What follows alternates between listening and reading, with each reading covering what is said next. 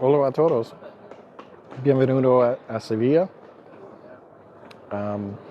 It is, I don't remember what day it is. It is day 25. I had to think about that for a second. And just enjoying the night here in Seville. It's perfect temperature.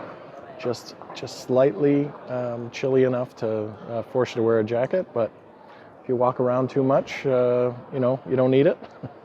And it's just been beautiful. I've been wandering around the last couple hours looking for a place to have tapas.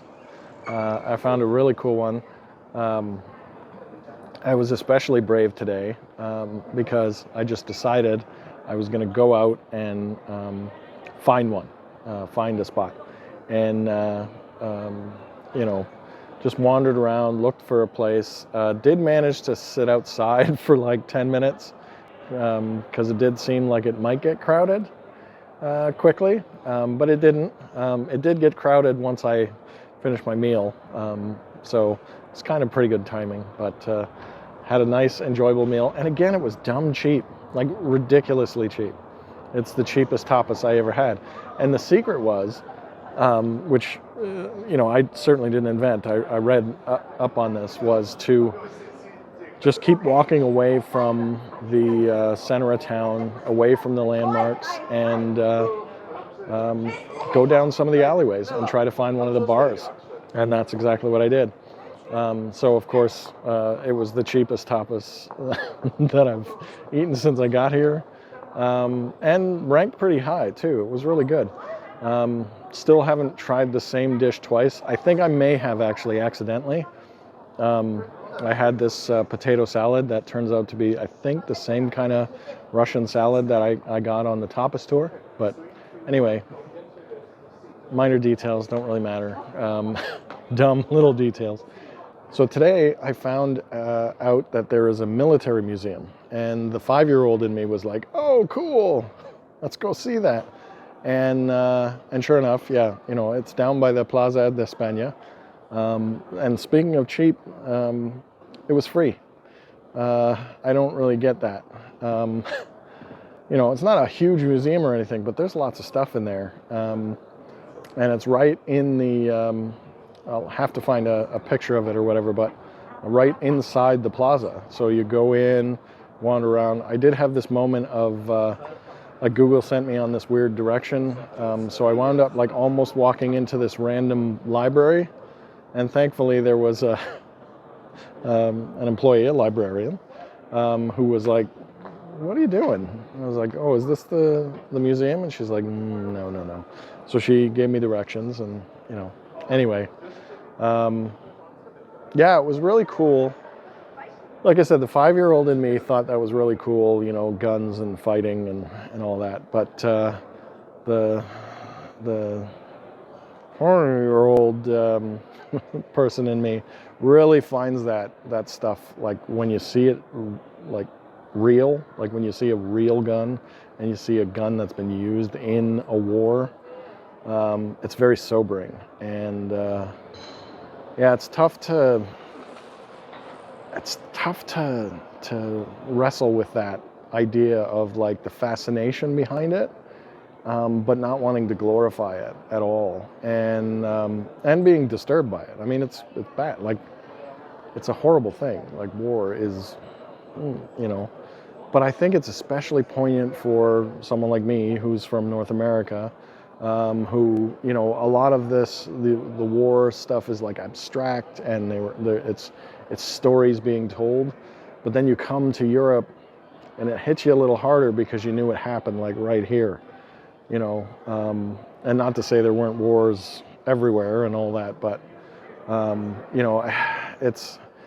it was disturbing too, because they have some like cool stuff, right? But when I went downstairs, they have like a huge gun collection from, mostly from the 17 or the 18th to the 20th century. And yeah, it's really like, it was really cool to see them, and to see how they, how they really looked and everything. But again, too, you're like, wow, these are guns. These are guns that were fired.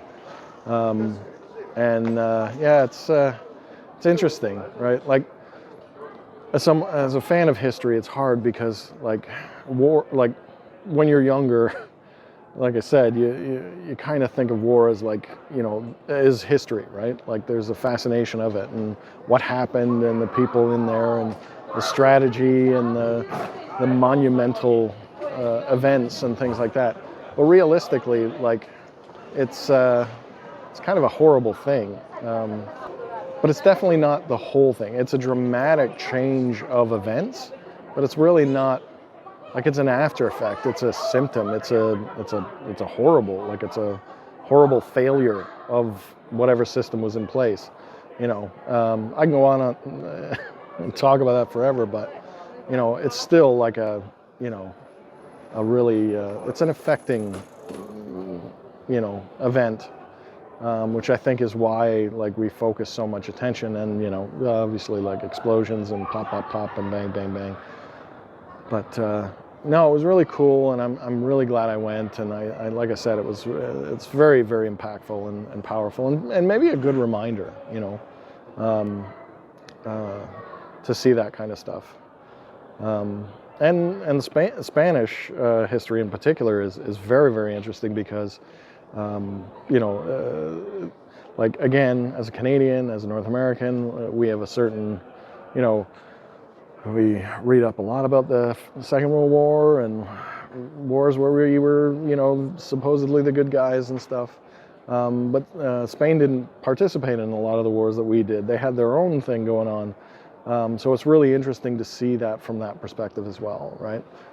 From the Spanish Civil War and what they were doing in between the wars, and obviously the big one, especially on the first floor, was the Spanish War of Independence, or what we'd call the Peninsula War, and there was a lot of that in there as well. So very interesting stuff.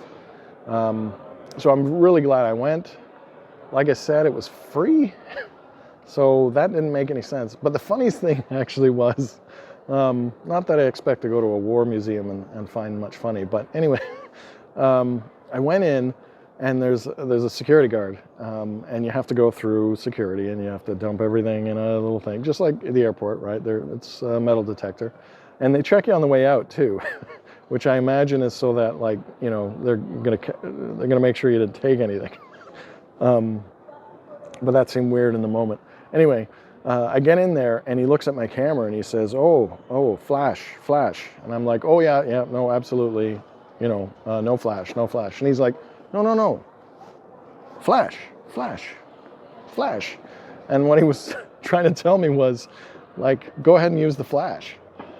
And I thought what a weird moment, because like, it makes sense to a certain degree because you go to these museums and they're really strict. No flash, which is why I assured him, oh yeah, I wasn't gonna, no flash. But he was like, no, please feel free to use the flash.